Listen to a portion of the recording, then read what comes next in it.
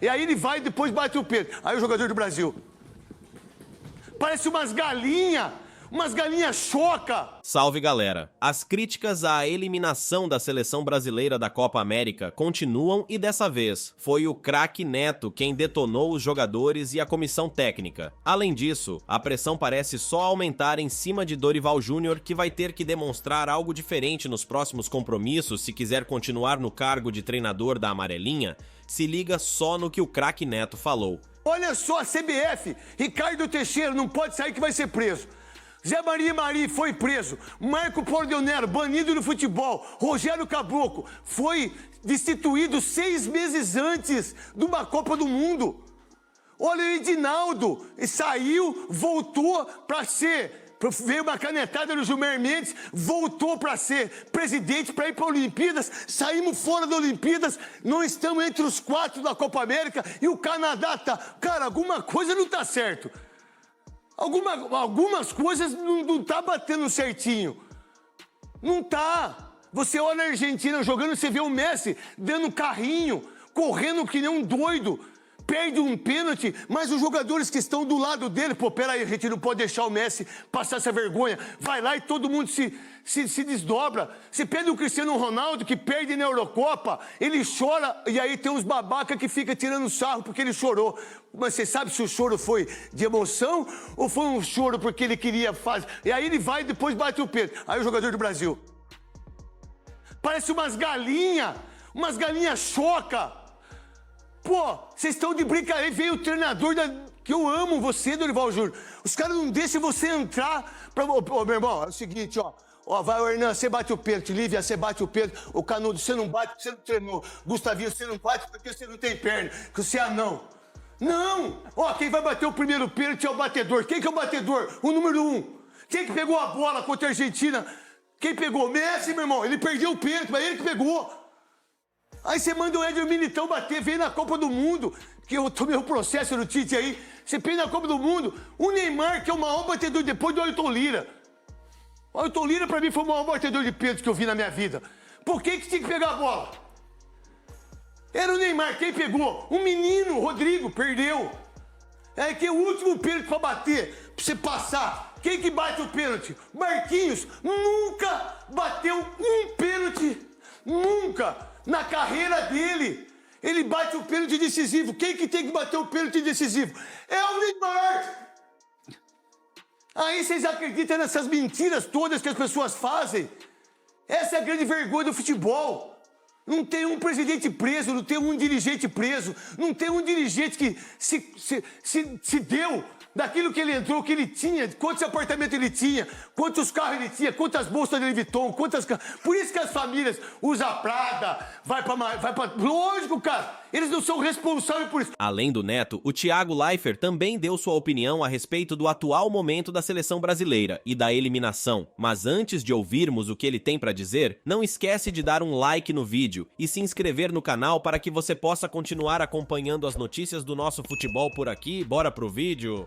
Cansado de pagar por 1000 assinaturas de canais diferentes? Com o Gold Card você terá acesso a mais de 2000 canais fechados, séries e filmes. Canais como Sport TV, Premiere e muitos outros para que você nunca mais perca um jogo do seu time do coração. Tudo isso pagando apenas uma vez, sem assinatura mensal. Clique no link que está no comentário fixado do vídeo e confira.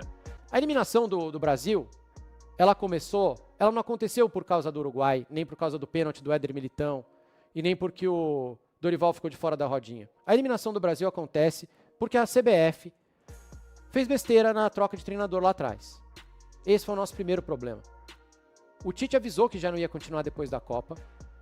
A CBF cismou com o Ancelotti, e a gente conversava na outra live lá no 3 na área, que se o Ancelotti quisesse a seleção, a resposta tinha que ser imediata, na minha opinião, porque a seleção, por mais que esteja em crise e não seja aquela seleção, ainda é a seleção brasileira. O futebol deve muito à seleção. A camisa da seleção ainda é muito pesada, é uma notícia mundial a seleção brasileira. Então se você não fala, topo, agora, vambora, tchau, eu vou partir para a próxima. Ficaram esperando o Ancelotti decidir e fizeram uma série de bobagens. Então a transição do Tite para o próximo treinador foi horrorosa. O Ramon ficou tapando um buraco lá e a seleção não rendeu e vinha do trauma da Copa. Aí depois nós testamos o Fernando Diniz, que precisa de mais tempo para treinar e não teve. Não só tem para treinar, porque não tem mesmo na seleção, mas foi mandado embora para trocar pro Dorival. E aí a gente não conseguiu nada com o Dorival agora também. Então veja que o problema da seleção de encontrar um time, de conseguir jogar, ele começa lá atrás, no pós-Copa, porque a transição foi completamente mal feita. Talvez o novo treinador tinha que ter, eu até falei isso, tinha que ter sido anunciado no dia seguinte, assim, ó. Perdemos a Copa lá para a Croácia, a CBF informa então que o novo treinador da seleção é o senhor Valdemar. E pronto, vambora. Mas a gente ficou enrolando, e especulação, e vai, escolhe outro. A eliminação começou, portanto, lá atrás. E veja nossos resultados. Perdemos para Marrocos, gente. Perdemos para Senegal. Logo depois da Copa do Mundo, vocês lembram? E aí, para irritar vocês, chat, e muita gente, nós vamos dar volta, e voltas, e voltas, e vamos falar disso e de aquilo, mas o grande problema, o número 1 da seleção hoje, é a ausência do Neymar. Pode espernear à vontade, pode chorar, pode falar que o Neymar desviou o rio lá em Angra dos Reis, que o Neymar não sei o que com a esposa dele, que o Neymar usou uma roupa chamativa, que o Neymar criticou a substituição do Vini Júnior no primeiro jogo, que o Neymar brincou que queria bater o pênalti, que o Neymar é popstar. É o Neymar, pode chorar à vontade. Quando a gente não tem o Neymar, nada acontece. O Neymar é gênio, é extra classe, a seleção tem que jogar em função dele. Quando ele não está, não acontece nada. A imprensa, alguns que são contra o Neymar, falavam assim, não, vai ser bom que o Neymar machucou, porque a gente se livra da Neymar dependência e o Vinícius vai poder driblar. É difícil, o Vini sofre sozinho, encaixotado lá com todo mundo em cima dele. O Vini precisa que o Neymar esteja em campo para dividir as atenções. Não é o estilo de jogo do Vinícius sozinho não é fácil para ele, não dá. Pode espernear o que for, é o Neymar o problema. Quando o Neymar voltar, se o Neymar estivesse na Copa América, teria sido diferente, sim. Porque o Neymar quebra a linha, ele dribla, ele passa, ele bate falta, ele dá chute fora da área, ele entra na área, ele é um infernal, ele tinha expulsado uns 3 no jogo contra o Uruguai. Muito claro. Dorival é conhecido por ser um técnico que trabalha bem assim para tiro curto, né? Então ele chega ali, arruma rapidamente, de fato, né? Rapidamente conseguiu 2 resultados bons na Europa, né? Contra a Espanha e contra a Inglaterra. Mas foi só. Empatou com os Estados Unidos antes, um jogo amistoso. Estados Unidos, que perdeu para o Panamá. Que nem passou pelo Panamá, foi eliminado precocemente, sendo um anfitrião da competição. Então, na realidade, foi um tiro curtíssimo dessa vez. Só funcionou naqueles 2 jogos amistosos. Que deram até uma esperança a muita gente de que a coisa fosse evoluir. E além do trabalho não ter resultado em nada de positivo, essa eliminação mais do que justa, né? O Brasil não merecia realmente se classificar pelo que fez na Copa América, não especificamente nessa partida. Esses momentos, né? Não só a rodinha, ele fora da rodinha, mas as trocas no final, totalmente aleatórias. Olha para o banco, vai ver o Evanilson, que nunca entrou. Vai você lá, vamos ver se acontece alguma coisa. Mas muito sem convicção. Assim, a sensação que dá realmente é que pegaram um dos melhores carros, né, e entregaram para um piloto mediano. E é capaz de ganhar uma corrida, outra, mas que não vai brigar pelo título. O Dorival, ele, no cenário internacional, e quando você fala da seleção, você fala do cenário internacional, obviamente, ele não está no patamar de um técnico de uma seleção grande.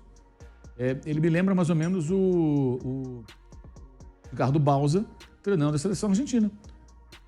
Ganhou 2 Libertadores, uma pela LDU e a outra pelo São Lourenço. 2 Libertadores. E tem outros títulos na carreira, como o Dorival também tem, mas não era um técnico para a seleção. Ele, na época, houve até uma espécie de entrevista de emprego. A AFA, ninguém queria assumir, né? Aí começaram a lançar o anúncio no jornal, né? Deve sair no Clarim lá, procura esse técnico. E aí o Edgardo Bauza, que treinava o São Paulo, foi lá, foi entrevistado e assumiu, e foi mal. Já não era para ele aquilo ali, né? Era um técnico que tinha as suas limitações. Conseguia montar alguns times competitivos, vencedores e tal, mas não para treinar uma seleção que tinha o Messi, por exemplo. Se esperava mais daquela seleção. Os grandes treinadores do futebol internacional, eles trabalham nos grandes clubes. Os técnicos de seleção são de uma prateleira abaixo, pelo menos. 1, 2, né? Mas Dorival, no cenário internacional, ele está várias prateleiras abaixo. Isso não muda, porque ele ganhou uma Copa pelo São Paulo, uma Copa pelo Flamengo, uma Libertadores pelo Flamengo, até pelo time que o Flamengo tem, os jogadores. O Renato Gaúcho quase ganhou a Libertadores pelo Flamengo. O time era uma zona. Era uma bagunça total. Se o Michael chuta a bola no gol, o Pitico não entrega a bola pro Davidson, o Flamengo poderia ter sido campeão. Aí o Renato ganhou mais uma Libertadores. O trabalho era bom, era horrível. era só individualidade. O trabalho do Abel Ferreira do Palmeiras era muito melhor. Os dois se enfrentaram. E o Renato tinha jogadores melhores, mais decisivos. Quase ganhou. Então, isso não, sabe, o Brasil, em 98, na Copa... o Brasil foi vice-campeão, que a França foi campeã. O Brasil era uma bagunça, o time. Aquele time tomava gol todo jogo. Aquela seleção foi a que mais foi vazada em Copas do Mundo. Só foi superada depois pela seleção, óbvio, né? A do 7-1. Essa é a grande vergonha da história. E chegou na final. Por quê? Pela individualidade dos jogadores com capacidade de decisão. Então foi levando, foi avançando. Mas o time não era um time bem treinado pelo Zagallo. E se ganha aquela Copa do Mundo, ia ser lembrado como se fosse uma coisa que o time não era. Como time, quero dizer. Não era. Então, o Dorival parece que está numa posição muito grande para ele. Sabe? Muito grande para ele. As coisas aconteceram muito rapidamente, né? Ele tinha uma carreira de um técnico médio, de times pequenos, médios, eventualmente trabalhando num grande, eventualmente. De repente pegou 2 trabalhos seguidos, ganhou. Você vê que, por exemplo, o São Paulo ganhou a Copa do Brasil, mas é a campanha do Brasileiro do ano passado. São Paulo esse ano jogou um monte de jogo fora de casa. A campanha foi horrorosa no passado. O São Paulo jogou um jogo no final lá do Bahia, na penúltima rodada. E aí a Copa do Brasil ofuscou isso. E aí tem uma visão um pouco distorcida que é assim, para o São Paulo, para o clube, naquele momento, era muito importante ganhar alguma coisa. Ganhar uma Copa do Brasil. Isso superestimou o trabalho do técnico. Ele claramente não está à altura. E aí, concorda com a opinião deles? Diz o que você pensa sobre a seleção do Dorival nos comentários e não esquece de dar um like no vídeo e se inscrever no canal para que você possa continuar acompanhando as notícias do nosso futebol por aqui. Um abraço e até o próximo vídeo.